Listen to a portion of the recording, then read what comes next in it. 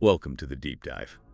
We've got some really fascinating source material today. It plunges us right into this collision between parapsychology research and some, well, truly intriguing conspiracy theories.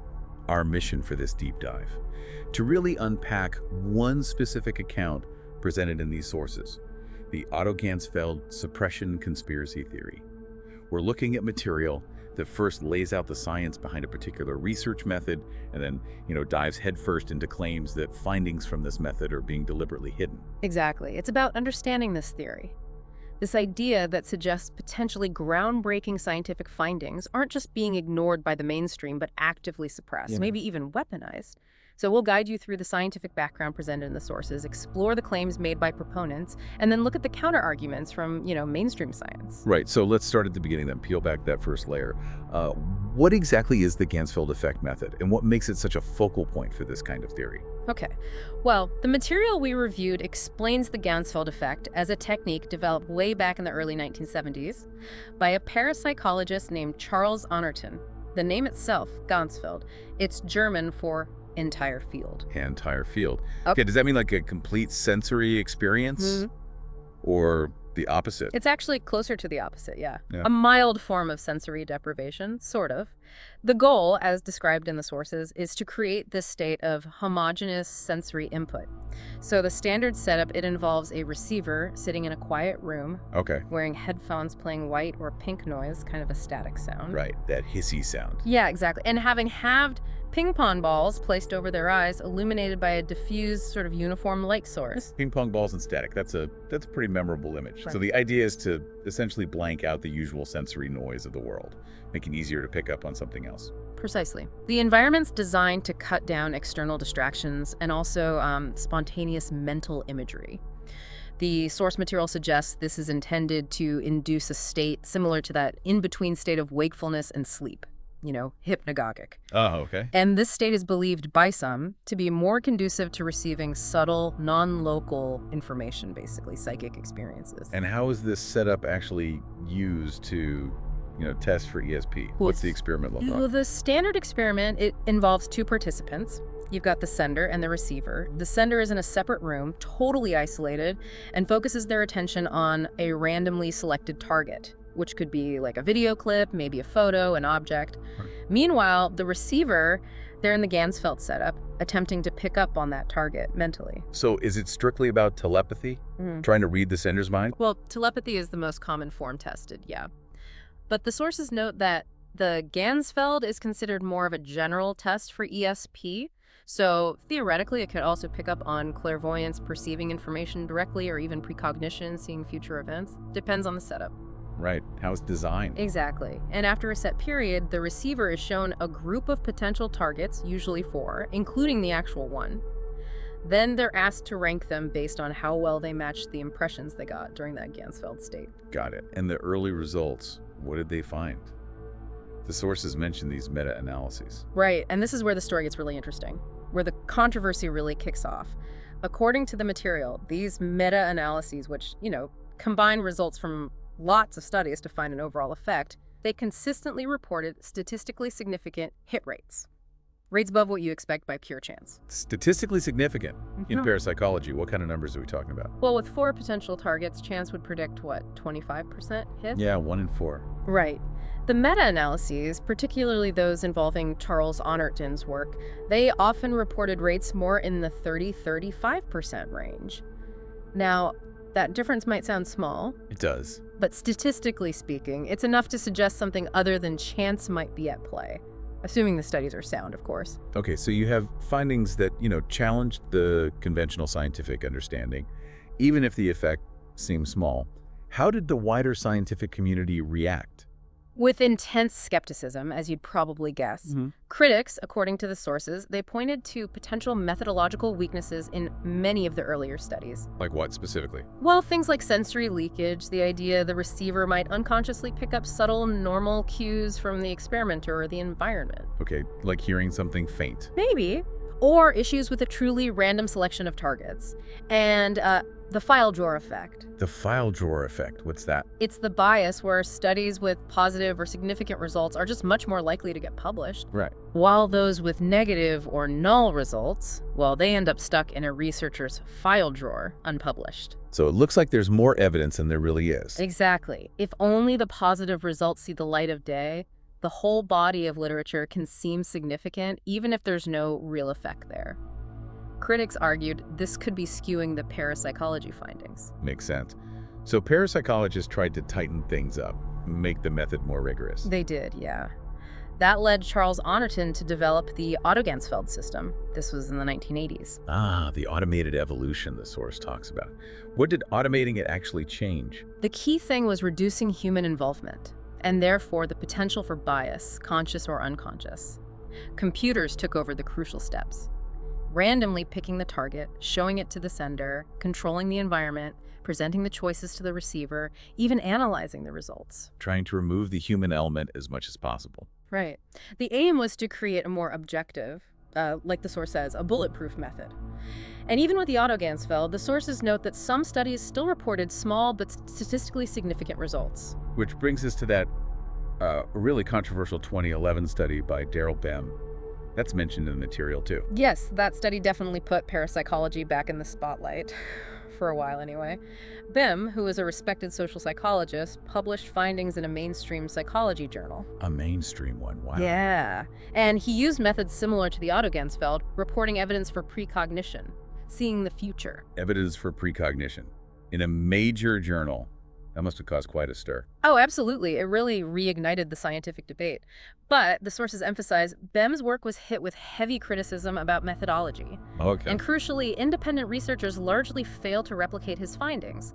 That's a big deal in science. Right. Replication is key. So, okay, let's recap. We have this research method, the Ganzfeld, designed to find evidence for psychic abilities. We have some historical meta-analyses showing these small statistical anomalies. Then rigorous attempts to automate it with the Autoganzfeld, intense scientific skepticism pointing to flaws and lack of replication, and then this more recent controversial study that also failed replication.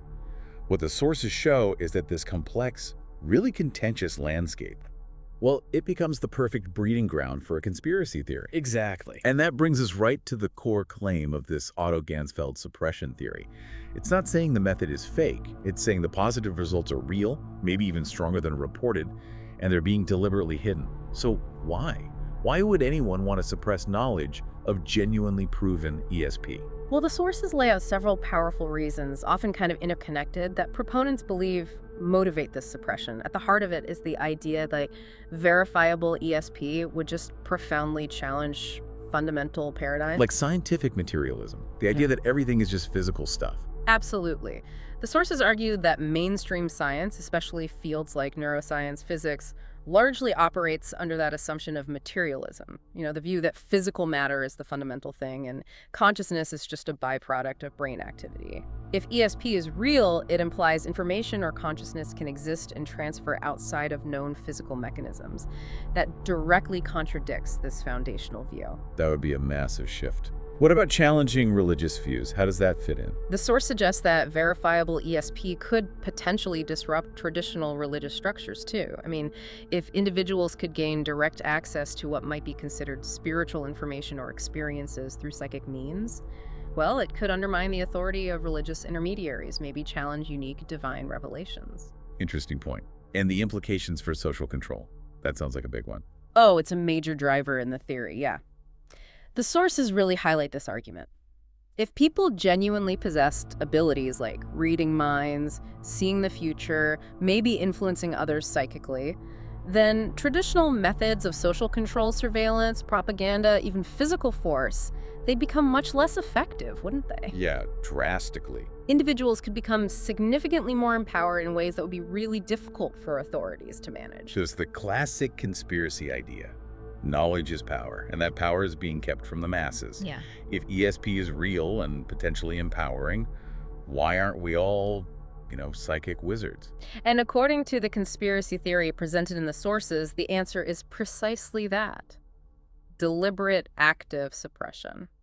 The sources also mention how the history of secret government psychic research, like Project Stargate, kind of fuels this. Yeah, it provides that historical backdrop, that context. Even though Stargate was declassified and officially called inconclusive, the public knows the US government spent millions researching remote viewing. Right, that's a known fact. So that lends credibility in the eyes of proponents to the idea that powerful entities are interested in this stuff and would naturally want to control or weaponize any successful findings.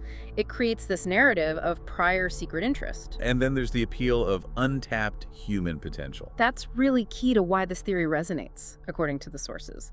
The notion that humans possess inherent psychic abilities, intuition, telepathy, precognition that are being deliberately held back, well, that taps into a deep desire many people have to believe humanity is capable of more than we usually accept. The theory then points fingers, identifies the suppressors who are preventing us from reaching this potential.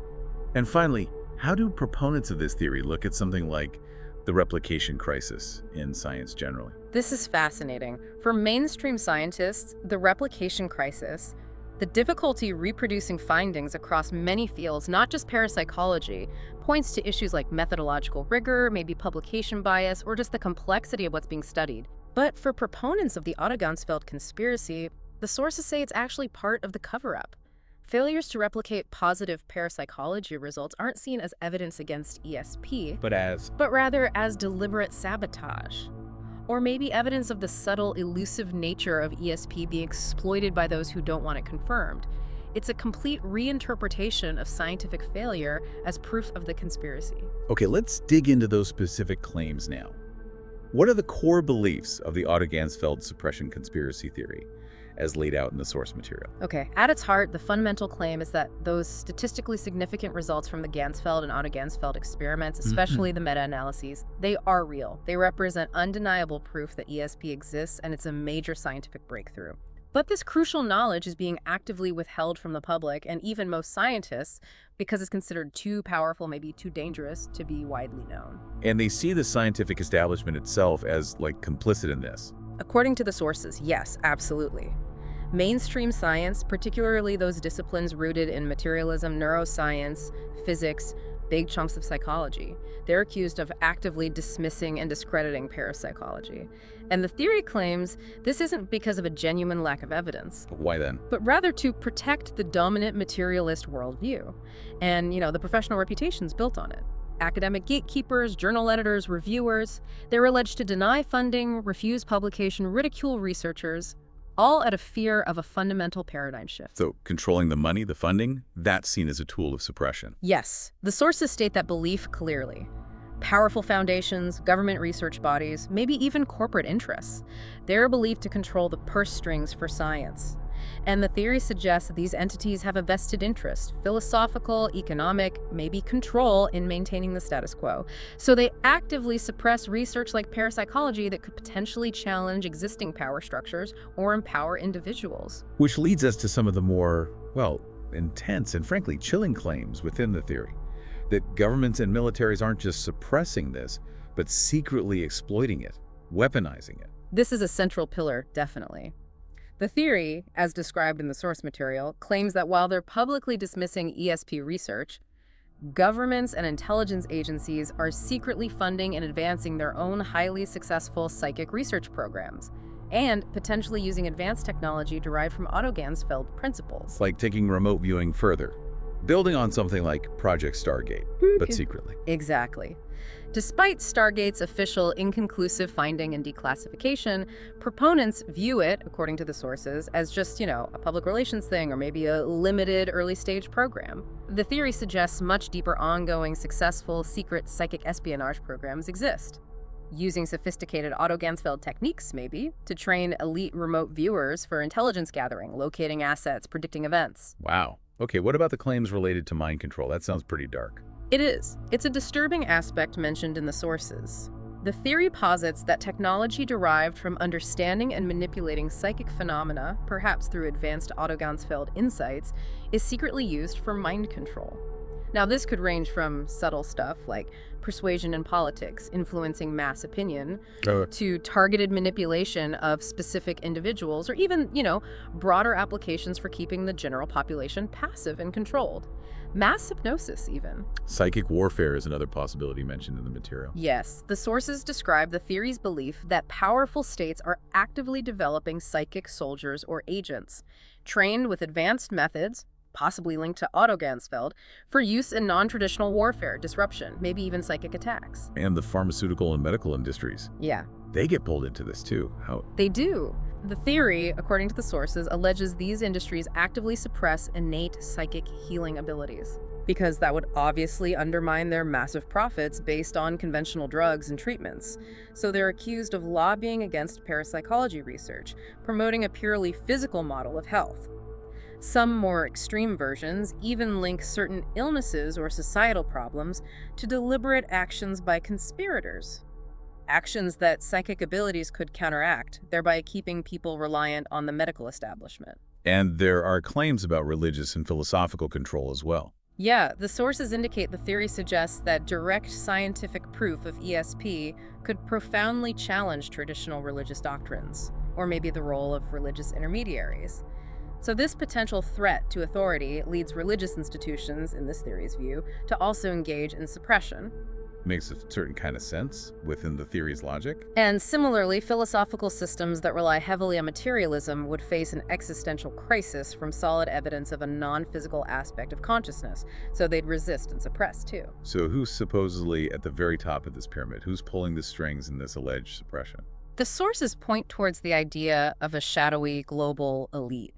The usual suspects in these kinds of theories, sometimes named as the Illuminati or a New World Order type group, they're depicted as the ultimate beneficiaries, allegedly using their advanced understanding of psychic abilities, maybe Autoganzfeld-derived tech, to predict and control global events. Right. Maintain social hierarchies by keeping the rest of us unaware of our own potential, and advance their agenda for total global control. And let's circle back to the replication crisis. If independent labs fail to replicate positive ESP results, how does the theory explain that away? Right, well, the sources explain that for proponents, these failures by skeptical labs aren't seen as evidence against ESP. Instead, they're viewed as either intentional sabotage, or maybe deliberate psychic interference introduced by hostile observers or the suppressors themselves to ensure failure. The theory might even suggest, controlled leaks of positive results, followed by orchestrated discrediting campaigns as tactics to manage the information while they secretly advance their own psychic capabilities.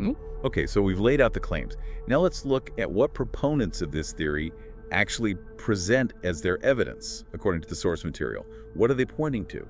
Well, for believers in this theory, the statistical significance found in those meta-analyses, like the ones from Honorton's lab, that's really paramount. They argue, according to the sources, that these combined results, showing hit rates consistently above chance across many experiments, well, they see that as irrefutable proof that something beyond chance is happening, even if the effect size is small. And their interpretation of this statistical data, what does it mean to them? Their interpretation, as presented in the sources, is that the very existence of these statistically robust numbers, despite being largely dismissed by mainstream science, well, that is evidence of suppression itself. The argument is kind of implicitly, the numbers don't lie, and since they can't be easily refuted statistically, the only way to deal with them is to bury them or ignore them. Project Stargate comes up again here, but viewed through their lens. Yes, exactly. The sources note that proponents seize on the documented fact that the U.S. government did spend millions over decades researching remote viewing under Project Stargate. For proponents, this isn't a failed experiment. It's an acknowledgement right from the top that psychic abilities are real and strategically important. So the official conclusion doesn't matter to them.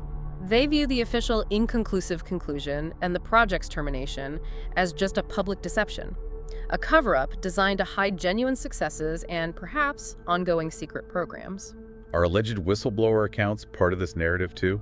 People coming forward? The sources mention that, yes. Alleged accounts from individuals claiming to be, say, former participants in secret government psychic programs or maybe disillusioned parapsychologists, people who report seeing compelling suppressed data. These accounts are often presented as crucial evidence. They're framed as these courageous acts of truth-telling against powerful forces. And any pushback they face. Is seen as further proof of the suppressor's ruthlessness and the extent of the cover-up. Okay, now how is the concept of ESP's elusiveness something skeptics use as a criticism? How is that turned around by proponents? Yeah, this is a really interesting rhetorical move within the theory, according to the sources. Skeptics argue, look, if ESP is real, it should be reliably demonstrable under controlled conditions. The fact that it seems inconsistent or sensitive to observers casts doubt on its existence. Makes sense from a scientific view. Right. But proponents reinterpret this completely. They suggest that parapsychological phenomena are inherently subtle and delicate, easily disrupted by environmental factors, but crucially, also disrupted by skepticism, by negative intent, or hostile mental states from observers or experimenters. Which directly supports their conspiracy interpretation, right? Exactly. The sources explain that this reinterpretation allows proponents to view failures to replicate not as a problem with ESP itself, but as proof of the suppressor's tactics. Precisely, they argue that hostile environments, skeptical attitudes, maybe even deliberate psychic interference introduced by those trying to hide the truth. That's what's causing the negative replication results. It discredits the field publicly, while the suppressors secretly use the robust abilities they've mastered in controlled settings. And the continued lack of mainstream funding and acceptance for parapsychology, that's also seen through this conspiracy lens. Yes, the sources state that proponents point to this stark contrast. You have alleged statistical evidence, supposed historical government interest, yet parapsychology remains on the fringes. It struggles for funding, for academic legitimacy. The theory interprets this not as a natural outcome of failing to meet scientific standards, as a deliberate, coordinated effort by powerful entities, the scientific establishment, funders, the global elite, to starve the field and keep the public ignorant of these genuine findings. And even just everyday experiences like intuition or feeling a strong hunch about something, are those woven into the narrative? They are, yeah. The sources indicate that proponents see these common subjective experiences as small, kind of uncultivated manifestations of innate psychic abilities. Abilities that the Autoganzfeld method is trying to study scientifically. The conspiracy interpretation then frames these everyday feelings as glimpses of our true, suppressed potential. Abilities that the suppressors are actively trying to prevent us from fully developing or even acknowledging we have. It connects the grand conspiracy right down to individual human experience. Okay, so we've explored the claims and what proponents view as evidence. Now let's pivot and look squarely at the other side, as presented in the source material. The perspective from mainstream science and skepticism. What are their key counterarguments to the Ganzfeld research and these claims of verifiable ESP? Well, from a mainstream scientific viewpoint, as outlined in the sources, the absolute core issue is the consistent lack of robust, independently replicable evidence that meets standard scientific thresholds. The old saying applies. Extraordinary claims require extraordinary proof. And skeptics argue parapsychology hasn't provided that. Correct. They argue that burden of proof hasn't been met. Going back to those early studies, what were the specific methodological criticisms that skeptics found most convincing? You mentioned a few. Yeah, the sources detail several key ones. Those concerns about sensory leakage, the receiver picking up subtle normal cues, issues with ensuring truly rigorous randomization of the targets, the possibility of multiple comparisons, or p-hacking basically, analyzing the data lots of different ways until something significant pops up just by chance. Right. And as we discussed, that file drawer effect, which can really skew the published literature towards positive findings. And the lack of independent replication. How central is that to the skeptical argument? Why is it so important? Oh, it's absolutely fundamental, foundational to science. The sources emphasize that for any phenomenon to be considered real and reliably studied, it must be independently reproducible by other researchers following the same methods. And despite attempts, well-controlled, independent studies have largely failed to consistently replicate those positive results initially reported in Ganzfeld or Autoganzfeld research. So if it's not reliably reproducible, skeptics seriously question its reality. How do skeptics then explain those small statistical deviations above chance that were reported in some of the meta-analyses? The sources explain that skeptics tend to view those deviations as likely due to those methodological flaws we talked about, or subtle biases, or maybe just random chance fluctuations occurring across a huge number of experiments. I mean, in statistics, small deviations are expected sometimes. They don't automatically prove a genuine underlying effect, especially when independent replication keeps failing. Okay. What about Project Stargate? How is its official conclusion viewed by mainstream science as opposed to the conspiracy proponents? Well, the sources highlight that the official review, the one conducted by the CIA itself, is seen as pretty decisive by skeptics. That review found the program's overall usefulness for intelligence gathering was low. The results were inconsistent, unreliable, and ultimately it concluded there was no actionable intelligence gained. So it was shut down for lack of results, not because it was too successful. Exactly. Lack of practical value and consistent evidence. That finding directly contradicts the conspiracy theory's claim that it was shut down to hide overwhelming success. And does mainstream science offer explanations for why people might feel they've had psychic experiences without needing to invoke the paranormal? Yes, definitely. The sources point to various psychological and cognitive biases as common explanations. Things like confirmation bias. Right. We tend to remember the times our hunches were right and forget all the times they were wrong. Sure, happens all the time. Selective memory of coincidences. The effectiveness of cold reading techniques, where someone seems psychic but is just skilled at reading people, or simply misunderstanding probability and chance. These are all offered as potential non-paranormal reasons why people might perceive or believe in psychic events. And the burden of proof idea, where does that fall? Right. The sources state that the scientific method traditionally places the burden of proof for extraordinary claims, and ESP certainly qualifies as extraordinary firmly on those making the claim. Mainstream science argues that despite decades of research, parapsychology just hasn't met this burden of providing clear, unambiguous, independently verifiable proof. So that elusiveness argument used by proponents to explain failed replication. How do skeptics see that? Well, for skeptics, as described in the sources, if a phenomenon can only be observed under very specific, often non-replicable conditions, and it's supposedly sensitive to the mental state or beliefs of the observer, that strongly suggests the phenomenon is either non-existent, maybe a product of subtle experimental artifacts, or based on subjective interpretation. Rather than being a real effect that's being suppressed. Exactly. The inability to reliably demonstrate it is the core issue for skeptics, not evidence of some deliberate interference. Okay, so we've really journeyed through the science, the skeptical response, and the detailed claims of the Autoganzfeld suppression conspiracy theory. But despite those strong scientific counterarguments, the source material also explores why this particular theory seems to resonate with people. Why does it hold appeal? Yeah, it definitely taps into some powerful psychological and societal currents. One of the biggest draws, clearly, is the allure of hidden human potential. That really exciting idea that we possess innate abilities far beyond what we commonly use.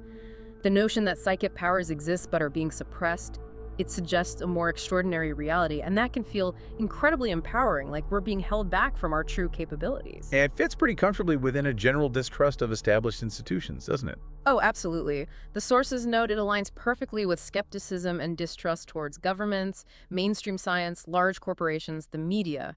It feeds right into the belief that those in power, are intentionally hiding crucial truths from the public, often for nefarious reasons. And it plays on deeper fears, too. Fears of being controlled or manipulated. Definitely. Those darker claims about psychic mind control, secret surveillance, espionage, they tap into deep-seated fears about losing autonomy, about unseen forces influencing our lives. And it also caters to that sort of truth is out there mentality, For some, this theory confirms a feeling that the reality presented by the mainstream is just incomplete or maybe deceptive, that powerful entities are deliberately obscuring the truth about how the world and consciousness really works. Believing the theory can offer a sense of being awake, having access to privileged knowledge. And maybe, in our very technological age, it offers a way to bridge the gap between science and more spiritual or metaphysical ideas. The sources suggest that's part of the appeal for many, yeah. The theory provides this narrative where scientific-sounding methods, like the Autoganzfeld, are secretly validating metaphysical concepts, telepathy, precognition. It offers a version of reality where science isn't necessarily opposed to the spiritual, but is maybe being used by elites to control access to that understanding. And finally, it frames the whole field of parapsychology research itself as a kind of heroic underdog story. Yes, the theory really amplifies that narrative. Parapsychologists who report positive findings or face skepticism, they get portrayed as these brave pioneers, these truth tellers battling against a rigid, fearful, or even complicit scientific establishment that's determined to maintain the status quo. That us versus them framing is a really powerful element of the theory's appeal. So we've really covered a lot of ground here. We've journeyed through the development and the mechanics of the Ganzfeld and Autoganzfeld methods, the specific, intricate claims of this vast suppression conspiracy involving science, governments, industries, global elites. We've explored what proponents consider their compelling evidence and examined the significant counter-arguments from mainstream science and skepticism. It's clear from the sources that this theory emerges right at this fascinating intersection, doesn't it? Where the limits of scientific understanding meet extraordinary claims, statistical anomalies, and that deep-seated public distrust of authority.